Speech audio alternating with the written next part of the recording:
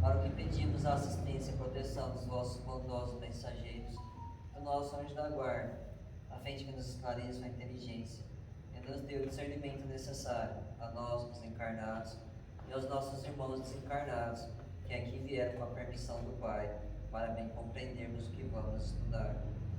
Rogamos a Jesus, o nosso mestre e guia, seja conosco e presida a nossa reunião. Em teu nome, Senhor, do seu bendito Filho Jesus, da nossa Mãe Maria, de Ismael, e da irmã veneranda e protetora desta casa, damos por aberta a reunião de estudos desta noite. Assim seja. Atribulados e perplexos. Em tudo somos atribulados, mas não angustiados, perplexos, mas não desanimados. Paulo, Coríntios 2, 4, 8. Desde os primeiros tempos do Evangelho, os leais seguidores de Jesus conhecem as tribulações e perplexidades por permanecerem na fé.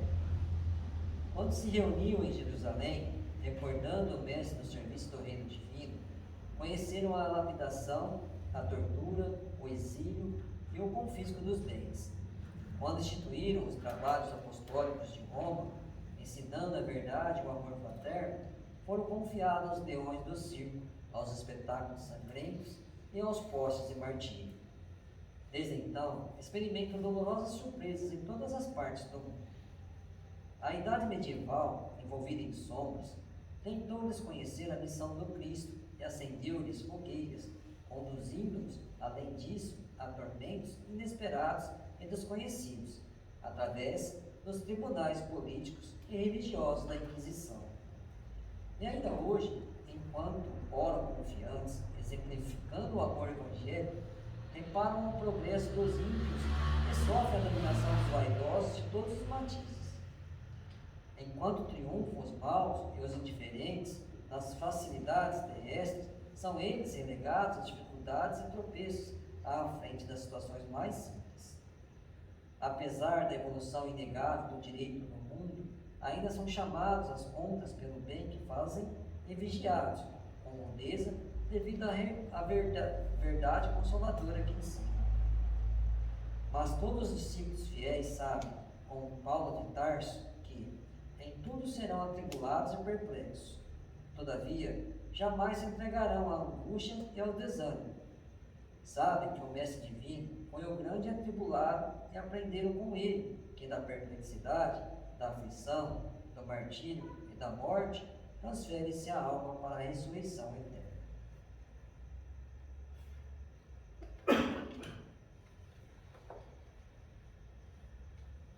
Pai nosso que estais nos céus, santificado seja o vosso nome, Senhor.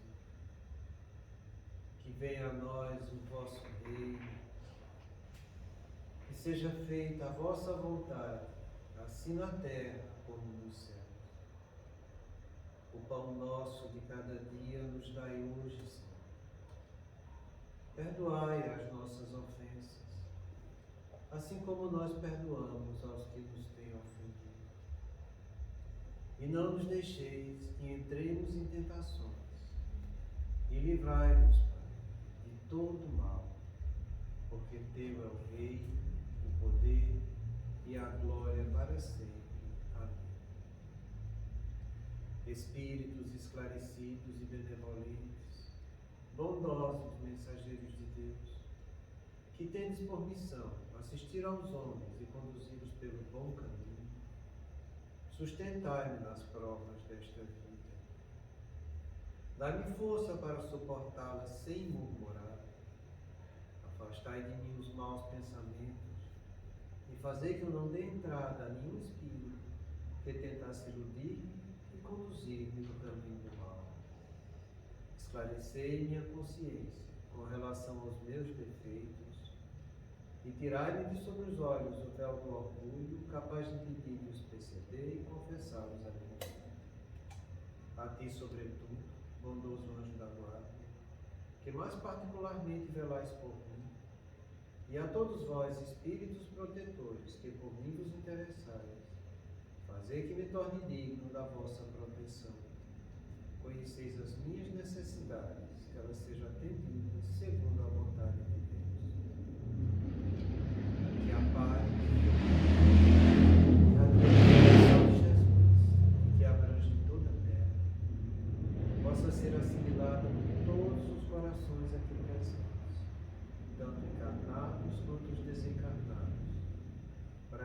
segurança dessa paz, possamos compreender as leis que regem o mundo espiritual e ter a sabedoria de praticá-las em nossa vida diária.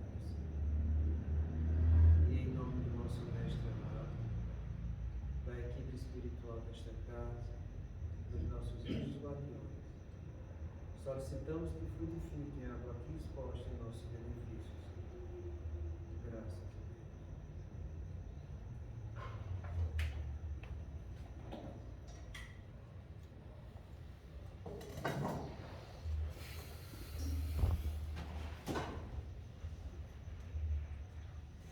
Boa noite, gente. Boa noite.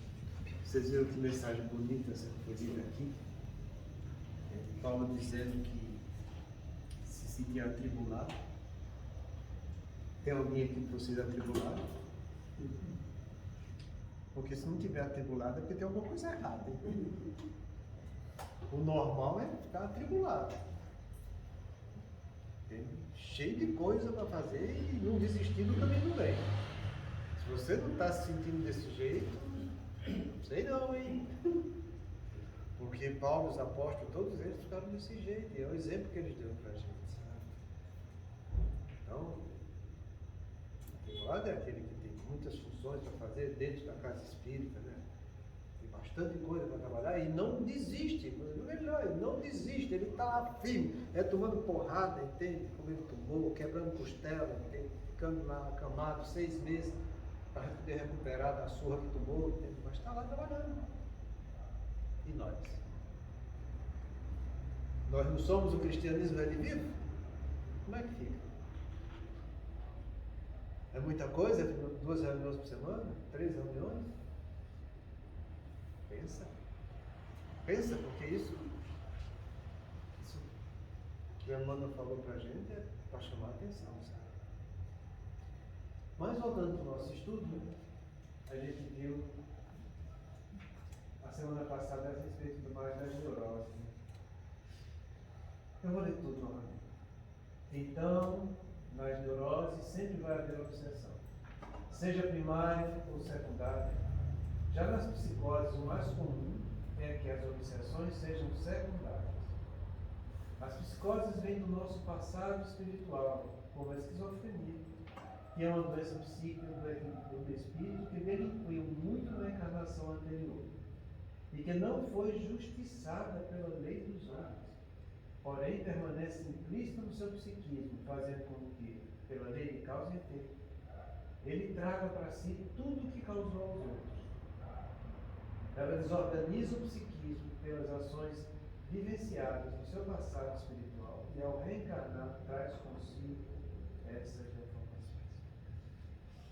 Então a gente viu bastante sobre as neuroses, depois de qualquer momento a gente vai ter que voltar sobre isso. Agora hoje nós vamos analisar um pouco sobre as psicoses.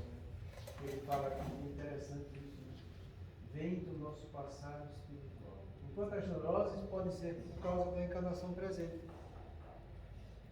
As psicoses não. Vem do nosso passado espiritual. E olha o que ele fala, né? Como por exemplo a esquizofrenia, que é uma doença psíquica do espírito que delinquiu muito na encarnação anterior e que não foi justiçada pela lei dos homens. Porém, a coisa fica implícita no psiquismo, fazendo com que, pela lei de causa e efeito, ele traga o que causou aos outros. E veja que a obsessão aqui é sempre secundária. E é normalmente o inverso que as pessoas pensam. As pessoas veem aquelas pessoas, os nossos irmãos sofrendo com seus transtornos mentais, muitas vezes com seus quadros delirantes e alucinatórios, né? Que tem essa percepção do mundo espiritual e acha que é a obsessão que está fazendo isso. Você trata a obsessão que resolve o problema. O que ele está dizendo aqui é o oposto. Você pode tratar a obsessão, mas o problema continua.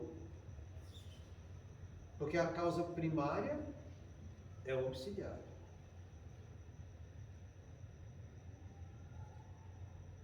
Vocês lembram aqui quando a gente já estudou a respeito de uma passagem que está no Evangelho, em que Jesus fala, reconcilia-te com teu inimigo enquanto estás a caminho com ele, para que ele não te entregue ao juiz, o juiz ao mestre de justiça, e ele te prenderá, e só sairás de lá até ter pago um sentido. Lembra disso, né? Isso está no Evangelho. Lembra que a gente fez essa interpretação do ponto de vista pessoal e social? Você lembra? Você tem essas duas interpretações. E elas falam justamente a respeito disso. Kardec, no Evangelho segundo o Espiritismo, ele explica isso lá. E ele fala que a grande maioria das subjugações, quase que a totalidade delas, vem de conflitos nas últimas encarnações. Que é em virtude disso, por a pessoa não ter se reconciliado com ele mesmo, nem com os adversários que ele traz para essa encarnação.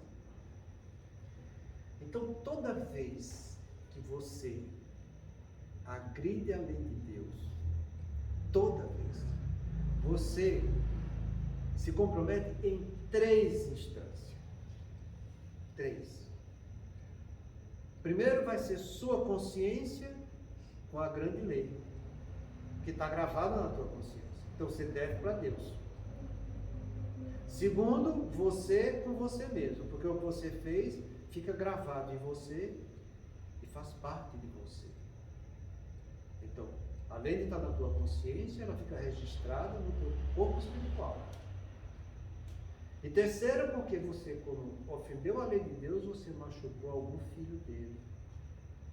Você se compromete com o outro, que é a terceira instância. Então, o que é que acontece com isso? Quando Jesus fala, reconcilia-te com o teu inimigo, inimigo é aquele que pratica o ato equivocado. Então, se foi você que praticou algo equivocado do ponto de vista egóico, o seu ser espiritual e o seu ego tem que se reconciliar um com o outro. Se você não se reconcilia, se você não vai olhar para dentro de si, reconhecer seus defeitos, para que você comece a trabalhar e melhorar esses defeitos, o problema fica gravado em você e você só vai resolver esse problema até ter pago o último centavo. A coisa fica com tempo. Então, quando eu cometo algum erro, eu gravo em mim esse erro. Mas o meu dever é que eu preciso aprender com o meu erro. Se eu recuso a aprender com o meu erro para transformar ele em acerto, a coisa fica gravada em mim e eu me sinto culpado porque eu não fiz o que é certo. E ficando culpado, eu trago a culpa em mim para que eu me reconcilie daquilo que eu fiz de equivocado. É aí que estão os problemas dos quadros de psicose. As pessoas fazem o que é errado e muitas vezes ficam burlando a lei sem querer resgatar os seus erros. Mas a culpa fica gravada na consciência dele. E quando chega no mundo espiritual, aquela culpa vai gerar o que a gente chama de remorso. E o remorso fica falando lá alto. Você não deveria ter feito, mas você fez. Você é culpado porque você fez errado. Você merece pagar o que você deve, porque até o último J da lei vai ter que ser pago. É assim que a coisa se processa. Então, você por estar devendo a Deus, devendo a si mesmo e devendo ao próximo, você vai precisar se reconciliar com a lei de Deus. Porque se reconciliando com ela, você corrige em você e ao mesmo tempo você paga para o seu próximo. Então, quando a gente fala esses 3 procedimentos, ele é importante, porque não adianta depois você passar por uma expiação com o seu próximo, se você não se reconcilia com Deus. A gente tem que passar por expiação, sabendo que a expiação serve para que eu me repare diante da dor e do sofrimento. E eu só vou me reparar diante da dor e do sofrimento quando eu cumpro a lei de Deus.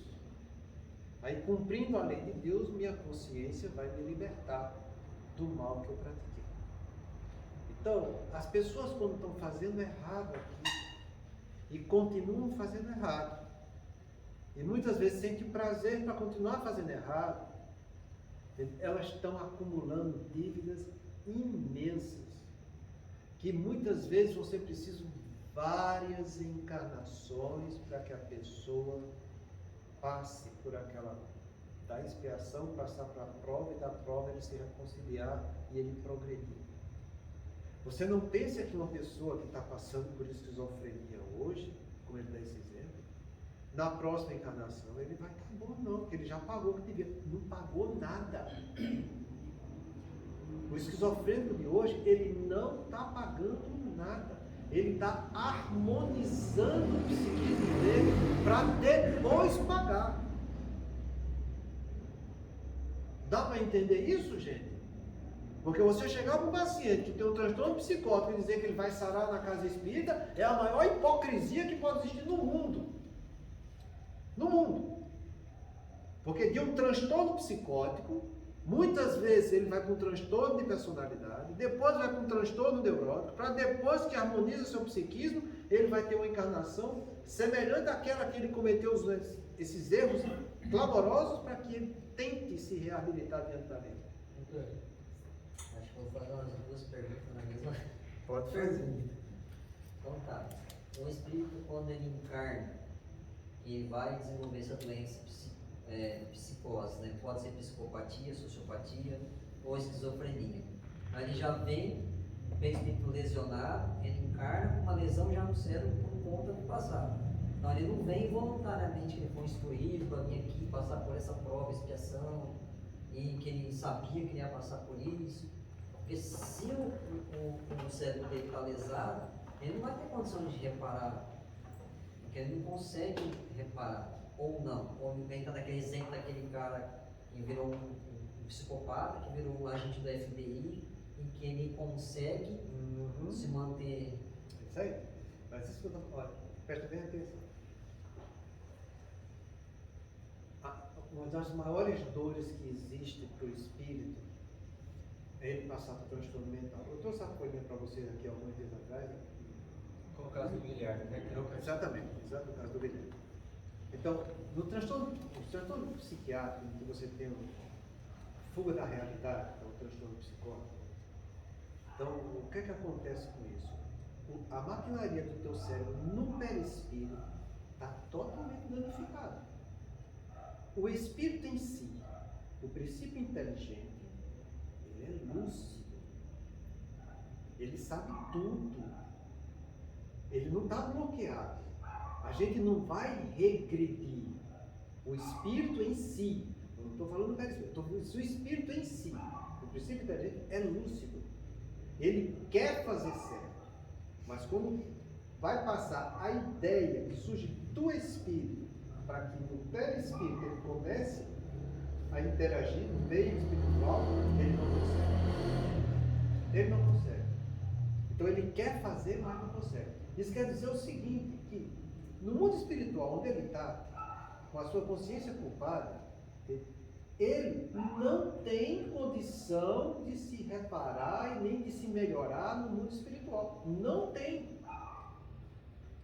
O único jeito é ele encarnar para que diante de um corpo, esse corpo físico absorva as deformidades do perispírito, inclusive do cérebro perispiritual dele, porque ele absorvendo essas deformidades, esse cérebro perispiritual dele vai entrando em harmonia novamente.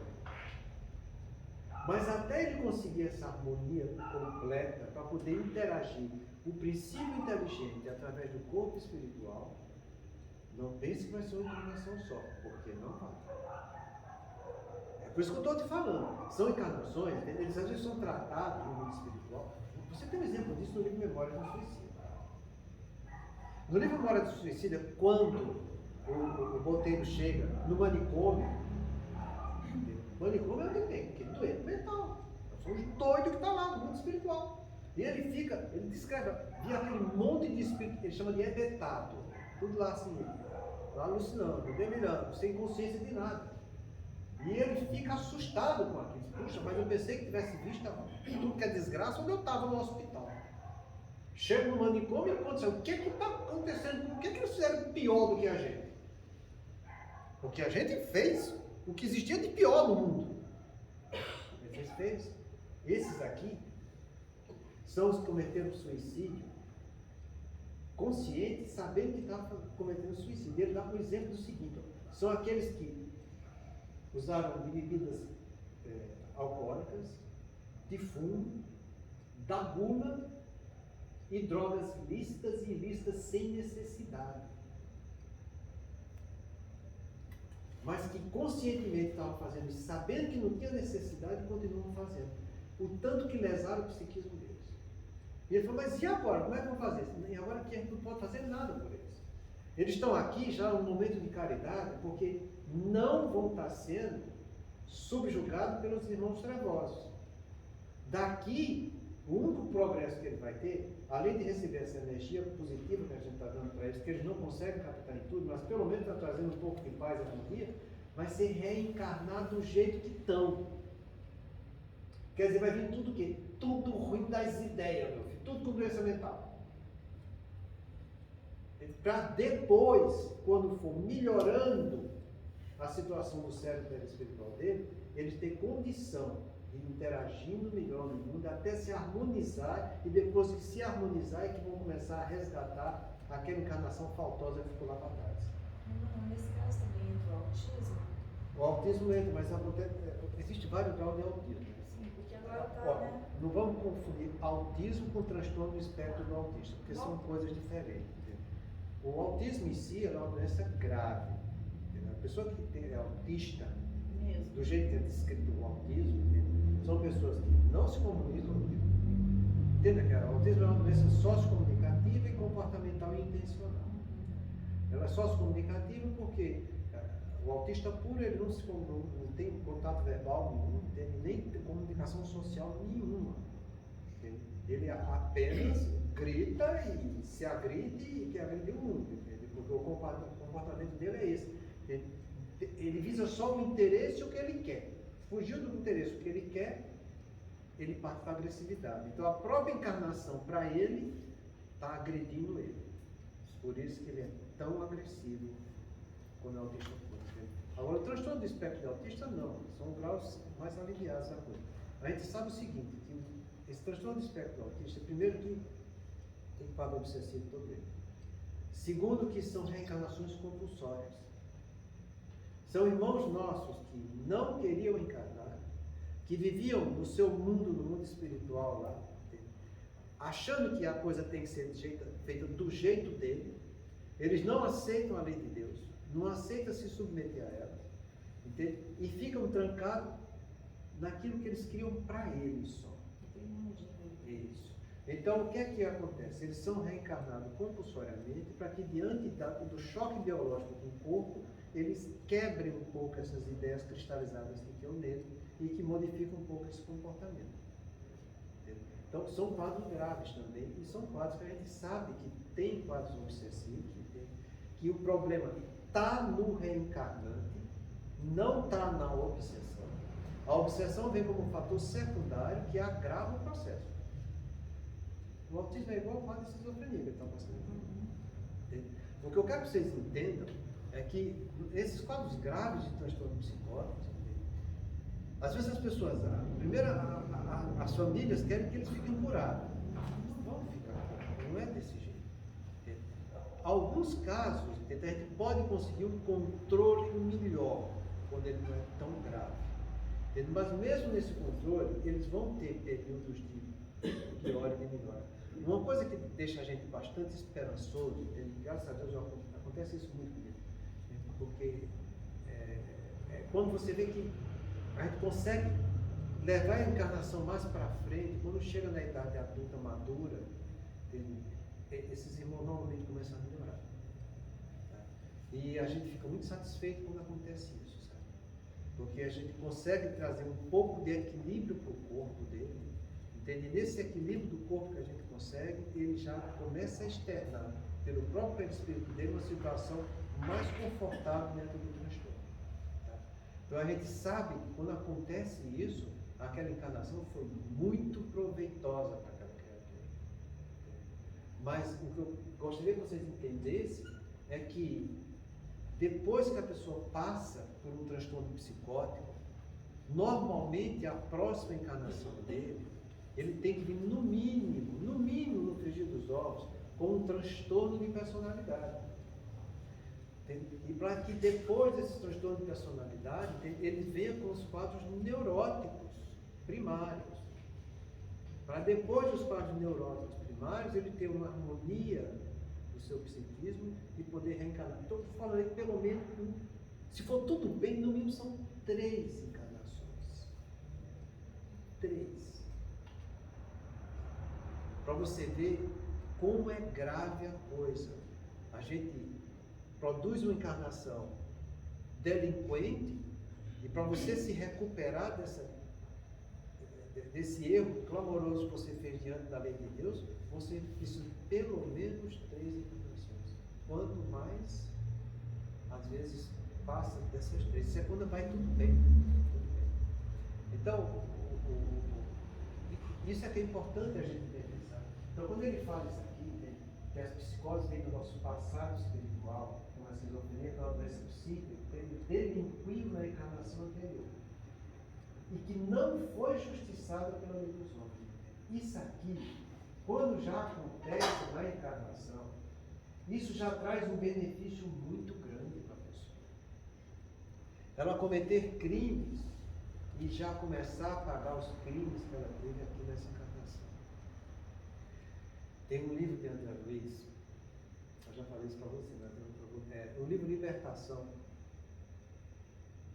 É o livro Libertação. Uma entidade chega para, acho que é para Matilde, extremamente desesperada e sofrida no mundo espiritual. Porque ele fala, quando eu estive na Terra, eu cometi um assassinato, mas eu consegui fugir da lei dos homens e não paguei nada. Mas vivia com um remorso muito grande na consciência. E quando eu desencarnei, que eu comecei a entender o que eu tinha feito, eu digo, agora eu vou começar a resgatar, pagar o que eu devo, porque o peso e o remorso era grande. Quando ele chegou no mundo espiritual, para surpresa dele, aquele que ele tinha matado tinha perdoado ele. E ele ficou procurando para que aquela pessoa viesse castigar ele, porque ele precisava pagar o que ele tinha feito. Mas ele não encontrava. E o desespero dele foi muito maior. E ele fala isso textualmente no livro. Meu desespero foi muito maior do que se eu tivesse encontrado aquele que eu assassinei. Porque pelo menos eu estaria pagando alguma coisa, mas agora nem isso eu estou conseguindo pagar. Então é muito grave quando você vê uma pessoa que está fazendo coisa errada e ela continua fazendo coisa errada e sentindo prazer em fazer coisa errada e fugindo da justiça dos homens. Você não sabe o tamanho de dor e sofrimento que ele vai ter no amanhã. São irmãos nossos que precisam desse olhar que a gente tem espírita para fazer oração para ele, gente. A gente sabe que muitas vezes isso aí é doloroso, entendeu? A gente vê pessoas sofrendo, pessoas morrendo, pessoas sendo enganadas, ludibriadas, entende? E eles vão continuando fazendo errado. O crime é imenso a respeito disso. Então que a gente tem um pouco de compaixão e misericórdia por ele. Porque isso que a gente está vendo aqui, né?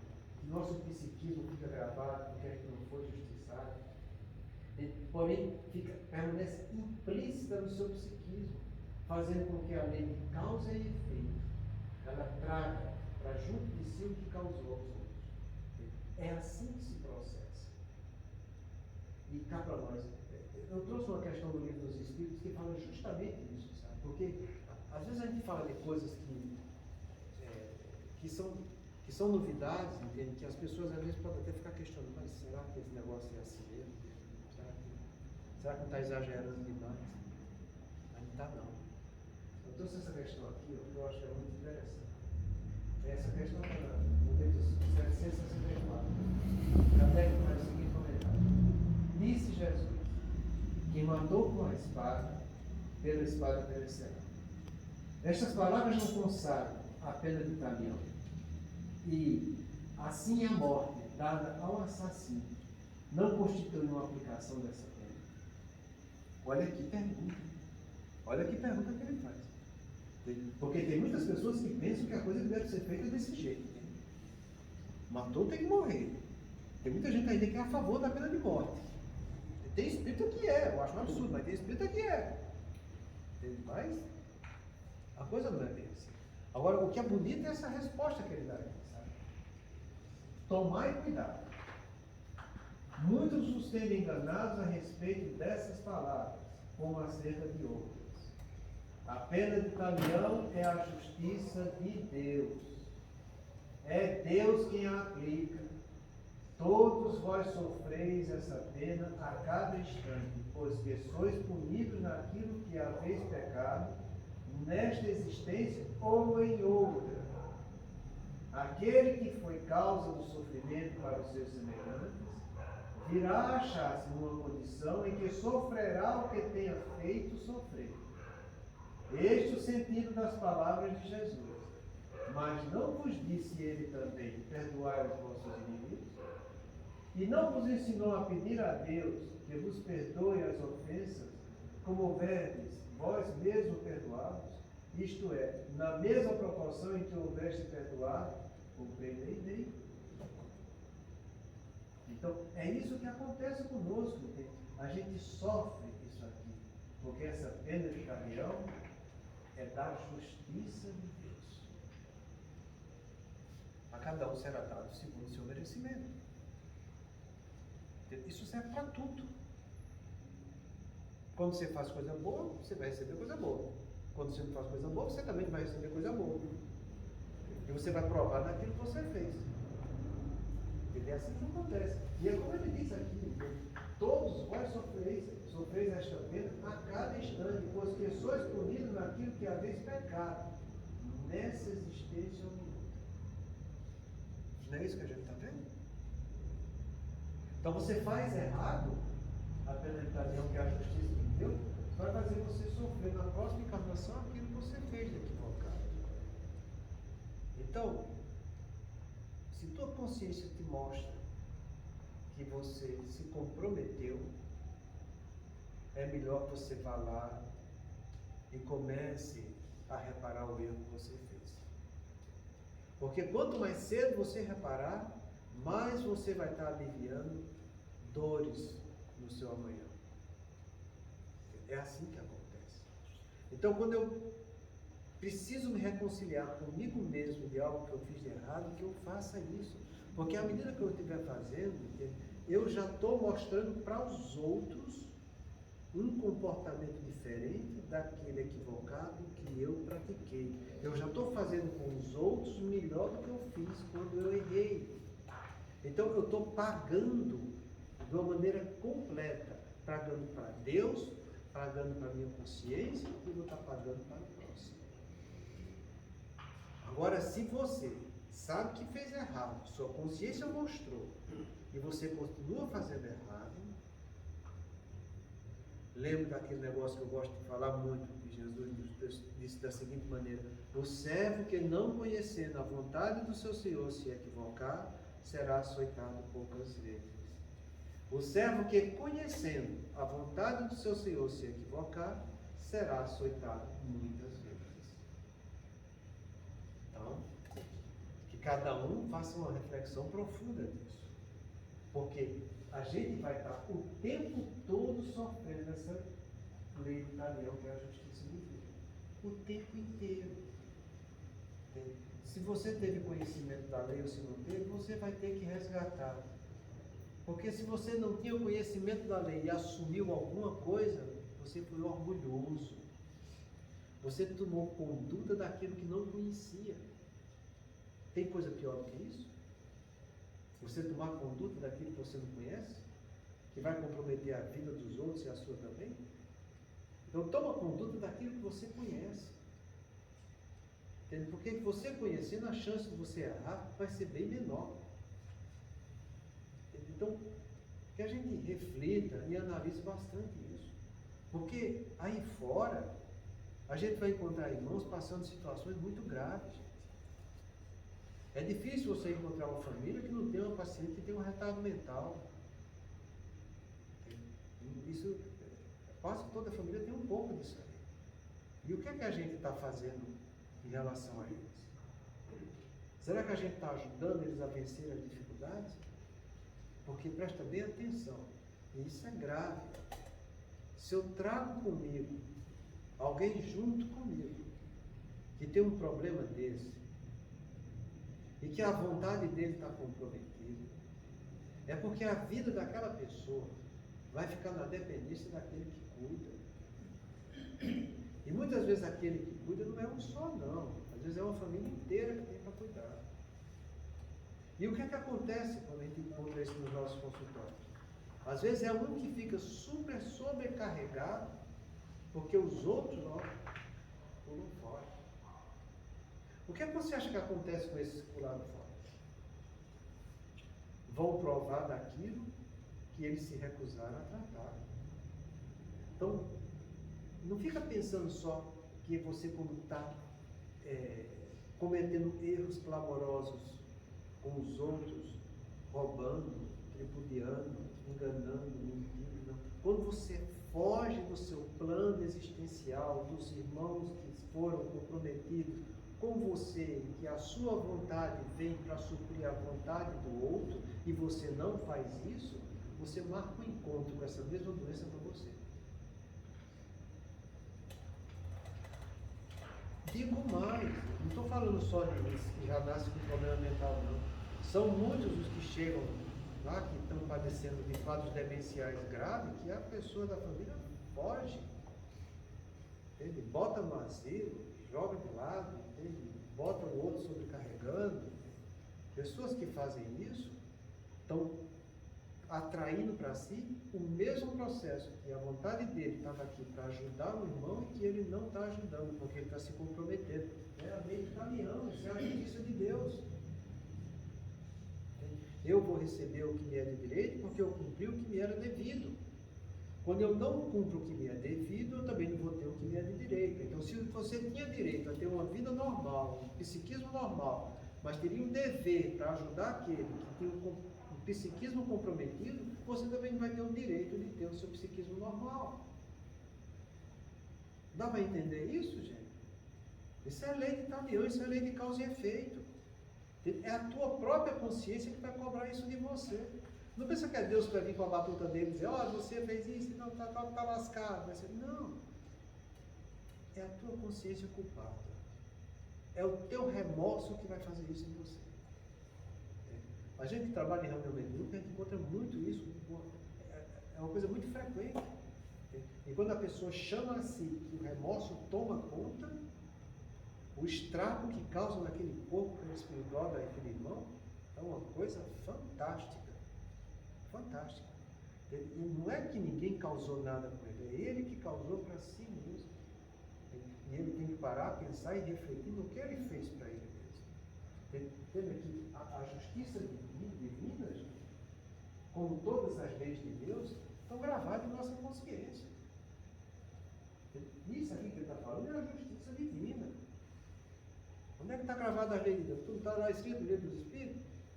Na consciência de cada um. Onde é que está o reino de Deus? Como Jesus perguntou. Não pergunta se está lá fora, está aqui. Não. O reino de Deus está dentro de cada um de vós. É o reino do amor? É. Mas o amor anda sempre com a justiça. Não existe amor sem justiça, não existe justiça sem amor. Elas andam de braço dado. Tanto é que um dos atributos da divindade é que ele é soberanamente justo e bom. A justiça e a bondade vêm juntos. Então, pensa nisso aí, porque essa justiça está gravada na tua consciência e é ela que vai ditar, de acordo com o que você fez. Por isso que eu falo, a gente encontra pessoas, nós também somos assim, e muitas vezes a gente tenta fugir da nossa consciência espiritual, vivendo a consciência humana. Isso é um erro. Do ponto de vista psicológico, chama-se de eu maior, que é a consciência espiritual, que é o self, e eu menor, que é a consciência humana, que é o ego. Você pode viver de acordo com o seu ego aqui? Pode, é uma opção sua. É certo? Não aconselho. O ego nosso é onde está a nossa parte negra, é onde está a nossa ignorância e nossas imperfeições. Você vai deixar a ignorância e as imperfeições tomar conta de você? O que é que vai dar nisso aí? Você acha que vai dar certo? Uma coisa que é ignorância ou que é imperfeição, nunca vai dar certo. Porque o que pode dar certo é quando você traz o self, você traz esse eu maior, você traz sua consciência espiritual para que ela venha iluminar sua consciência humana e você poder fazer o que é correto, porque a tua consciência espiritual é o que está gravado nas leis de Deus.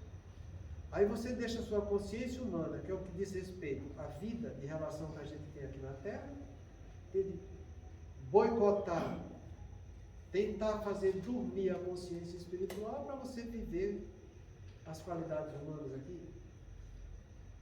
Pode viver? Pode, mas vai cometer um monte de absurdo.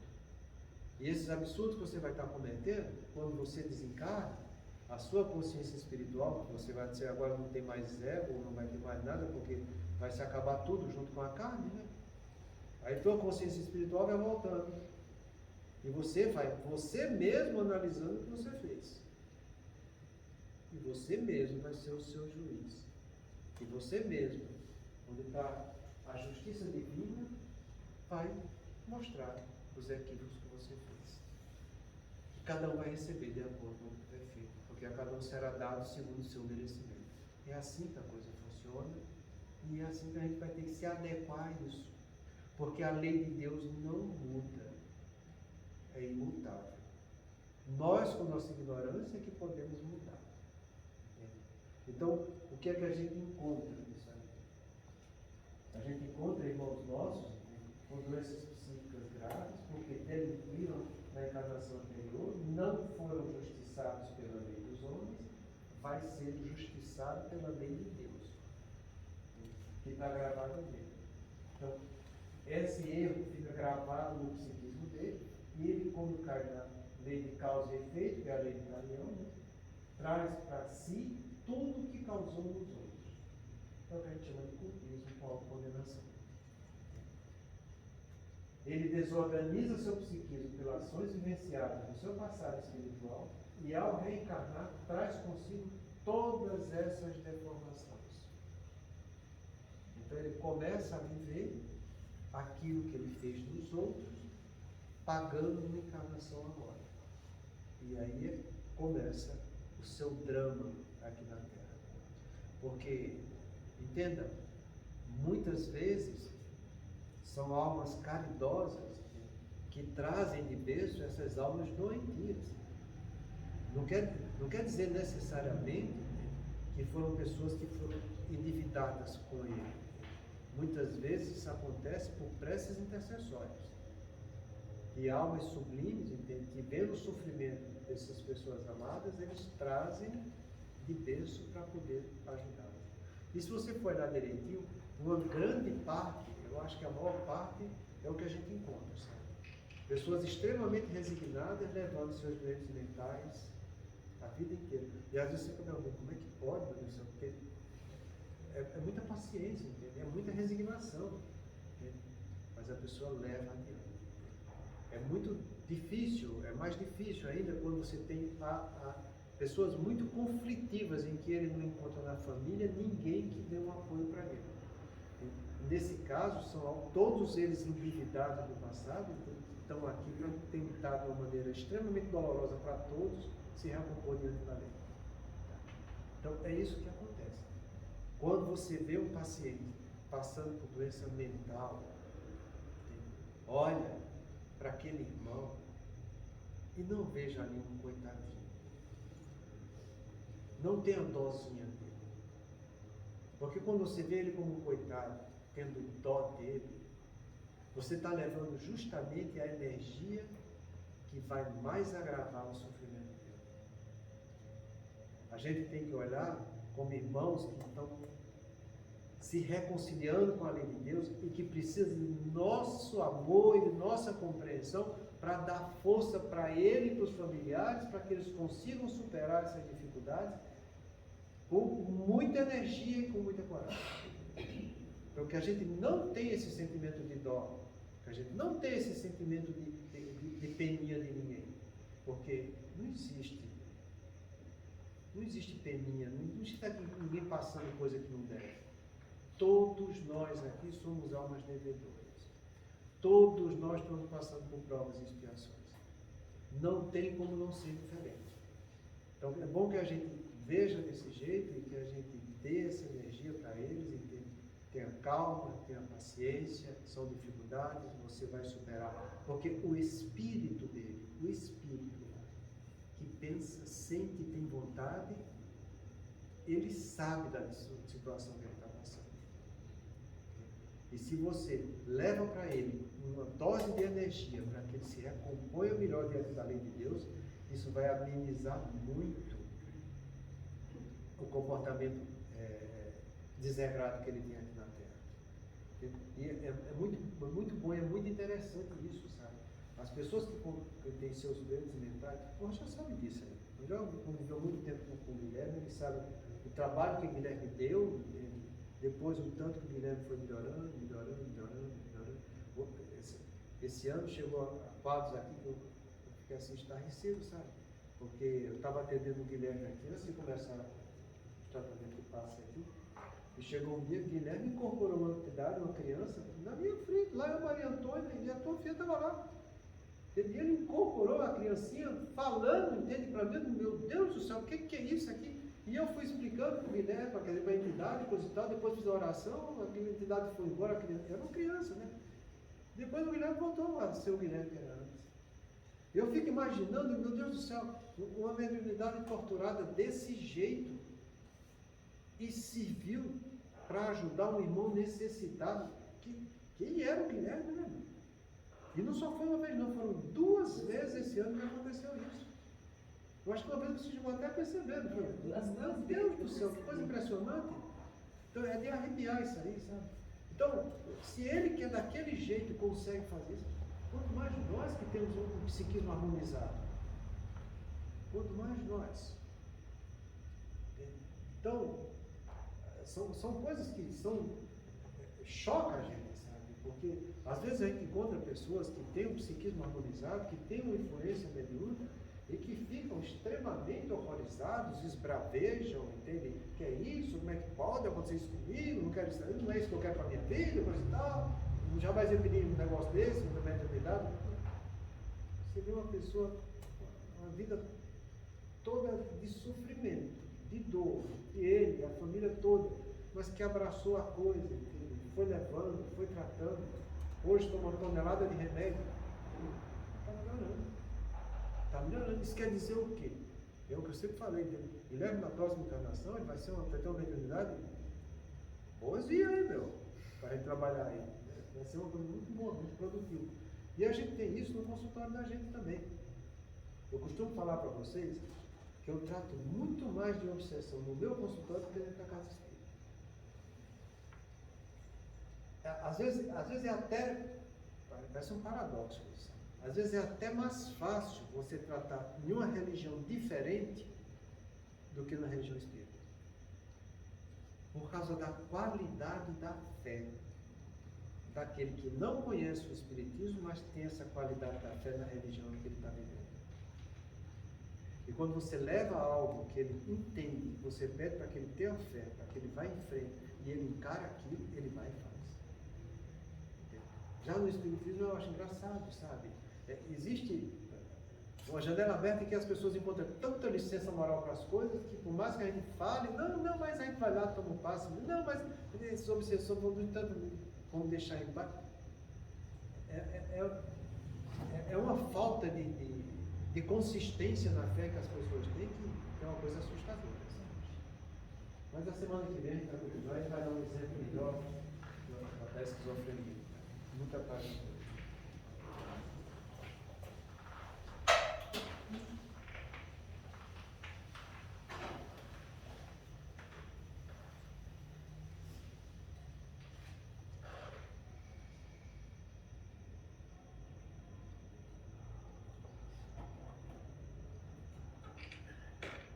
Façamos nossa prece, irradiando nossos pensamentos amorosos paisagem de conflito, de doce. Senhor de infinita bondade, o santuário da oração, marco renovador do meu caminho, não te peço por mim, Espírito em divindade, para quem reservaste os tribunais da tua excelsa justiça. A tua compaixão é como se for o orvalho da esperança em minha noite moral, e isso basta ao revel pecador que tenho sido. Não te peço, Senhor, pelos que choram, clamo o teu amor em benefício dos que fazem as lágrimas. Não te venho pedir pelos que padecem, suplico-te a bênção para todos aqueles que provocam sofrimento. Não te lembro os fracos da terra, recorda-te quantos se julgam poderosos e vencedores. Não interceda pelos que soluçam de fome, rogo-te amor para os que desfrutam o pão. Senhor todo-bondoso, não te trago os que sangram de angústia, relaciono diante de ti os que golpeiam e ferem. Não te peço pelos que sofrem injustiça, rogo-te pelos empreiteiros do fim. Não te apresente os desprotegidos da sorte, sugiro o teu amparo aos que estendem a aflição e a miséria. Não te imploro vencer para as almas traídas, exorto o teu socorro para os que tecem os fios envenenados da ingratidão. Pai compassivo, estende as mãos sobre os que vagueiam nas trevas, anula o pensamento insensato, cerra os lábios que induzem a tentação, paralisa os braços que apedrejam, detém os passos daqueles que distribuem a morte. Ajuda-nos a todos nós, filhos do erro, porque somente assim, ó Deus piedoso e justo, poderemos edificar o paraíso do bem por todos aqueles que já te compreendem e obedecem, extinguindo o inferno daqueles que, como nós, se atiram desprevenidos aos insanos provedinhos do mal. O tempo não para. Se agora encontras o teu ontem, não ouvides que tua ação de hoje será a luz ou a treva do teu amanhã.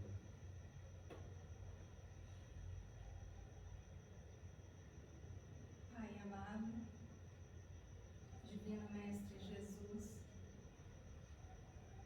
com os nossos pensamentos elevados em oração, agradecemos a vós por essas energias benfazejas que nos envolvem, trazendo a cada um de nós o equilíbrio físico, mental e espiritual.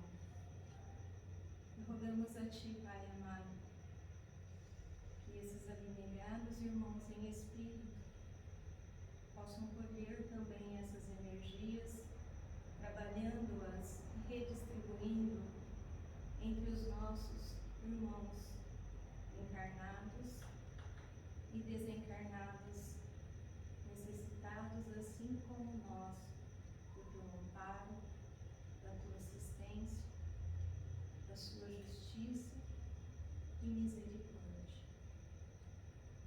Que possamos nos esforçar a cada dia para que possamos, com força e luz, caminharmos ao lado de Divino Mestre Jesus, abraçando